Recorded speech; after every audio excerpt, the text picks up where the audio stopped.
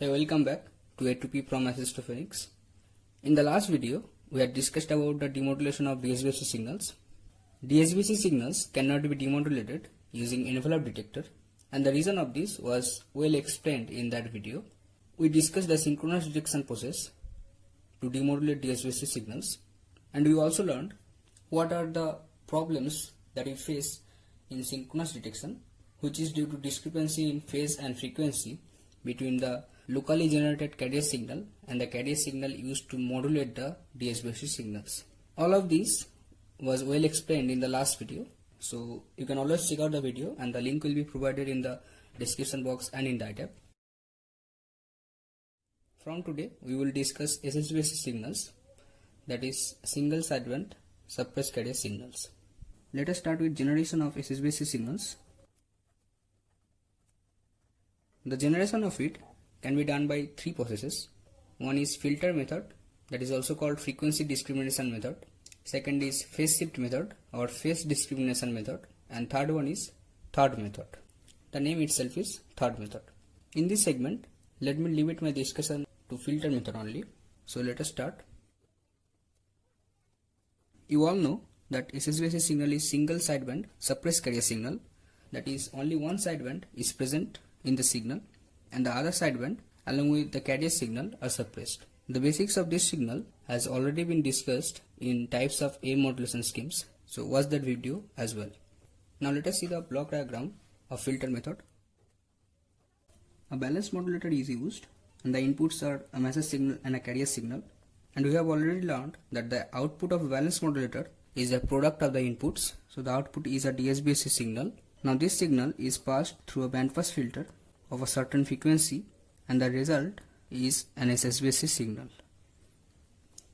Now in between here, the output is passed through a power amplifier to make the SSBC signal strong. So this is the block diagram of this process. Now let us see the working of it. So the DSBC signal here, suppose it is VIT, and VIT is given by MT into CT. Suppose MT is AM cos omega MT and CT is AC cos omega CT. So this is AM into AC cos omega MT cos omega CT, which will be AM into AC upon 2 cos omega C plus omega M into T plus cos omega C minus omega M into T.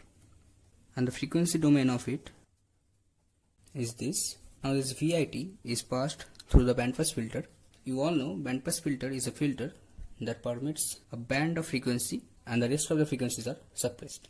So here, since we desire to generate an SSBC signal, that is there should be only one sideband out of these two, so we can choose the bandpass filter accordingly so that we can generate an SSBC signal where either the upper sidebands are present or the lower sidebands are present. So the DSBC signal is this.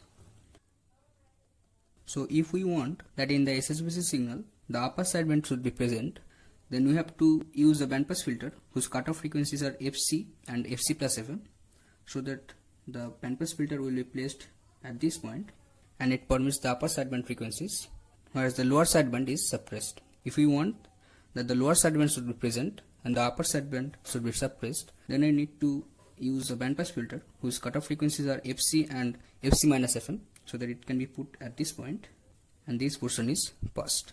But only ideal bandpass filters have sharp cutoffs, and ideal bandpass filters are imaginary. Suppose we want to pass the upper sideband only, and the practical filter is like this.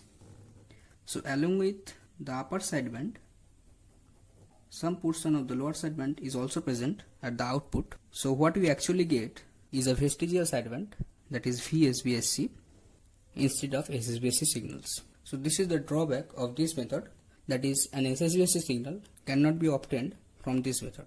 So though this method is very simple, it has some problems, that is it cannot be used to generate SSBC signals, and this method is only applicable for generating SSBC signals or voice signals. So let us learn why this method can be applicable for voice signals.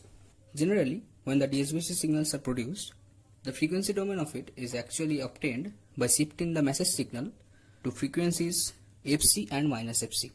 Suppose the input signal is this, Now when this signal is used to generate a DSBC signal, the DSBC signal will be this, and you can see that this signal has been shifted to -Fc and Fc, and thus we have obtained the DSBC signal for this signal. Now voice signal has a frequency band of 300 Hz to 3.4 kHz, and the signal looks like this. This is the speech signal.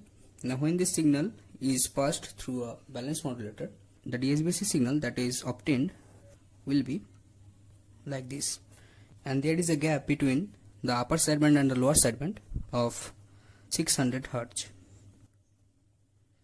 In this case, when a bandpass filter is placed to pass the upper sideband and suppress the lower sideband, the bandpass filter works like this, and the upper sideband is passed and no portion of the lower sideband is passed along with it, and hence speech signal can be generated to form SSBC signals using filter method or frequency discrimination method. But in audio signal, the gap between the upper sideband and the lower sideband is very less, and in video signal it is 0. This is the audio signal which ranges from 20 Hz to 20,000 Hz. So there is a gap between the LSB and the USB of 40 Hz. Now in this case, when this signal is used to form the SSBC signal, so the DSBC signal of this signal will be like this, and when the bandpass filter is used, some portion of the lower sideband is also passed along with the upper sideband. And similarly, when you want to pass the lower sideband, some portion of the upper sideband is passed with it. So this is for audio signals and this is for voice signals. The video signal has zero gap between the upper sideband and the lower sideband. So video signals and audio signals cannot be used to form SSBC signals using filter method, though voice signal can be applicable to generate SSBC signal. So that is the end of this segment. In this video, we have learned the filter method to generate SSBC signals. The block diagram of it is like this. A balanced modulator is used to generate a DSBC signal. Then the DSBC signal is filtered to form the SSBC signal using a bandpass filter, and hence this method is also called filter method. The working of it is like this. The DSBC signal VIT here is empty into CT, which is given by this equation. The frequency domain of it is this. When an ideal bandpass filter is used, then we can find an SSBC signal, but ideal bandpass filters can never be formed. So when you use a bandpass filter, then along with the upper sideband, some portion of the lower sideband is also present at the output. So instead of generating an SSBC signal, we actually end up generating VSBC signal.